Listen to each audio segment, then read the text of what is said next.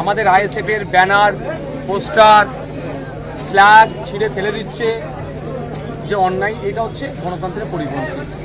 রেখা আমাদের ক্যান্ডিডেটকেও বাধা দিয়েছে, ডিস্টার্ব করছে। দেখুন, রাজনৈতিক মতাদর্শ যাকার যেভাবে থাকতে পারে, গণতন্ত্রের উৎসব যে কেউ তাদের মতোভাবে পালন করবে। এই জন্য ব্যানার ছিঁড়ে দিয়ে আমাদের প্রার্থীকেও তো আটকেছে, ফ্ল্যাগ ছিঁড়ে দেওয়া, ফ্ল্যাগ পুড়িয়ে দেওয়া, ওয়াল পোস্টার ছিঁড়ে দেওয়া, এতে গাড়ির ওপরে আক্রমণ করেছে, এটা অন্যায় করছে। এই তৃণমূলের সময় শেষ হয়ে এসেছে, সেই জন্য তারা এইগুলো করছে, এগুলো অন্যায় করছে, গণতন্ত্রের পরিপন্থী। ভালোবাসার ছোঁয়ায় এত বড় সভা, এই ভালোবাসার ছোঁয়ায় ইভিএম বাটনে কতটা ছোঁয়া পড়বে? 100% পড়বে। আমরা ইসিআর কাছে চাইবো ইভিএম নির্বিঘ্নে ভোট দেওয়ার ব্যবস্থাটা ঠিকঠাক করবে। মানুষ শান্তিপূর্ণভাবে নির্বিঘ্নে ভোট দিতে পারলেই আমাদের পক্ষে ভোট আসবে। বিধানসভা ভোটে যেমন আইএসএফের খামচিহ্ন সুইচ বসে গিয়েছিল, এবারে কি লোকসভা ভোটে তেমনটা দেখা যাবে? এই যে মানুষের সারা, মানুষের কাছে আশা করতে হবে। একটা কথা বলি, যে মানুষ এখানে এসে উপস্থিত হয়েছে এইটা ভোটার নয়, সাইলেন্ট ভোটার আমাদের থেকে অনেক বেশি আছে। কারণ এখানে আসলে আপনারা জানেন যে অনেকে ভয় দেখায়, চমকায়, ধমকায়, এই করে দেবো, সেই করে দেবো, অনেকে ভয় আসতে পারে না। কিন্তু করোনার দিনের 4 তারিখে আপনারা দেখতে পাবেন আমরা অভূতপূর্ব আমাদের রেজাল্ট হবে। আশা করছি আমাদের পক্ষে রাজ্যের যেমন 17টা সিট দিচ্ছি, ম্যাক্সিমাম সিট আমাদের পক্ষে আছে। আগামী পঞ্চায়েত ভোটের মতো যদি লোকসভা ভোটেও দিকে দিকে ওরকম সন্ত্রাস করে শাসক দলের পক্ষ থেকে, তাহলে কর্মীদের উদ্দেশ্যে কি বার্তা দেবেন? আমরা সবসময় শান্তির কথা বলি, সম্প্রীতির কথা বলি, ঐক্যের কথা বলি। তবে একটা কথা, ইসিআই অনেক কথা বলেছে, আশা করছি ইসিআই এই সমস্ত বসিরহাট, এই প্রত্যন্ত এলাকাগুলোতে, বারাসাতের এই প্রত্যন্ত এলাকা, যাদবপুর, আপনার ডায়মন্ড হারবার, মথুরাপুর, জয়নগর, বনগাঁ, এই সমস্ত এলাকাতে আরও ভালো করে নজরদারি রাখবে যাতে শান্তিপূর্ণভাবে ভোট হয়, সে দায়িত্ব ইসিআই। আমি আশা করব পঞ্চায়েত নির্বাচনে যে নোংরামি হচ্ছে সে নোংরামি হবে না, কারণ ইসিআই কিন্তু পঞ্চায়েত নির্বাচনে যে নোংরামিটা হয়েছে সেটাও নাকি খোঁজ নিচ্ছে শুনলাম। তাহলে সেগুলিকে সামনে রেখে যাতে সঠিকভাবে ভোট হয় তার ব্যবস্থা করবে।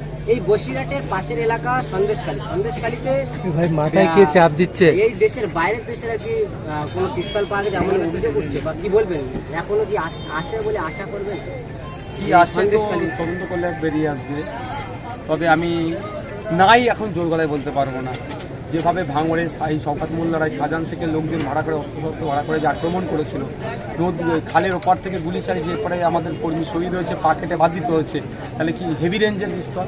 আর যে গ্যালক 17 নামে যে অস্ত্রটা পাওয়া গেছে সেইটা হচ্ছে তো আপনার বেলজিয়ামে তৈরি অস্ত্র, এখানে আসলো কী করে? তদন্ত করলে সত্য উদ্ঘাটন হবে, কে নিয়ে এসছে, কার মাধ্যমে এসছে, কে যুক্ত। আপনি প্রত্যেক দিনই জনসভা করছেন, প্রশাসন থেকে কতটা সহযোগিতা পাচ্ছেন? প্রশাসন থেকে সহযোগিতার প্রশ্ন যদি আসি, 100% পাচ্ছে না। জায়গা বিশেষে প্রশাসন আমাদের অসুবিধা করছে, কিন্তু আজকে এখানে ট্রেনটাতে দাঁড়িয়ে আমি বলি এখানকার প্রশাসন যথেষ্ট কোঅপারেট করেছে, যথেষ্ট সহযোগিতা করেছে। তাদের দায়িত্ব যেটা তারা যথাযথ পালন করছে, সহযোগিতাটা বড় কথা নয়, তারা যদি তাদের দায়িত্ব যথাযথ পালন করে তাহলে হবে। তবে এই বসিরহাট লোকসভার মধ্যে আবার বেশ কিছু জায়গাতে আছে যেখানে আমাদের ছেলেদেরকে তৃণমূল মারছে, আর আমাদের ছেলেদের নামে মিথ্যা কেস দিচ্ছে প্রশাসনের সহযোগিতা নিয়ে। এগুলোকে ধিক্কার নিন্দা জানাই। প্রশাসন নিরপেক্ষভাবে আশা করছি যে প্রশাসনগুলো আইন বহির্ভূত কাজ করছে, তৃণমূলের দলের হয়ে কাজ করছে, আগামী দিনে কিন্তু তাদেরকে জবাব দিতে হবে। কারণ ইতিপূর্বে আমাদের বিপক্ষে অনেক প্রশাসন কাজ করেছিল, বেশ কিছু প্রশাসনকে কিন্তু হাইকোর্টে আমরা দৌড় কাটাচ্ছি। ডায়মন্ড হারবারের পুলিশের ভূমিকা নিয়ে কি বলবেন? পুলিশরা আইএসএফের উপরে অত্যাচার করছে বলে অভিযোগ উঠছে। থানায় গিয়ে আপনাদেরই যে মইনুল নস্কর বলে দাঁড়িয়েছেন, তিনি বলছেন যে আমরা সংবিধান অনুযায়ী বুঝে নেবো পুলিশকে, অফিসারকে। আমরা ধমক ব্যাপারটা নয়, তার ডিউটি তাকে পালন করে দেওয়া হচ্ছে। আমরা পুলিশ আমাদের সাথে খারাপ আচরণ করলে আমরা তো পুলিশের সাথে খারাপ আচরণ করতে পারি না, কারণ পুলিশকে আমরা নিজেদের বন্ধু মনে করি। তাকে আমাদের মধ্যে রাখা হয়েছে, আমরা তাদেরকে মাইনে দিচ্ছি জনগণ আমাদের মধ্যে ল অ্যান্ড অর্ডারটা দেখার জন্য। তো সুতরাং তারা যদি ভুল করে আইনের মাধ্যমে, সংবিধানের মাধ্যমে তাদেরকে বুঝে নিতে হবে। এরকম কি মোকাবেলা করতে বলছেন আপনাদের কর্মীদেরকে, যে পুলিশের সঙ্গে যেভাবে মইনুল লস্কর কেমন আমরা প্রার্থী যে মোকাবেলা করছে পুলিশের সঙ্গে চোখে চোখ রেখে? না, আপনি কোশ্চেন করতে পারেন, পুলিশরা জানতে পারেন পুলিশ অন্যায়ভাবে কাউকে মেরেছে বলে পুলিশকে মেরে দেবে, এটা করতে পারা যায় না।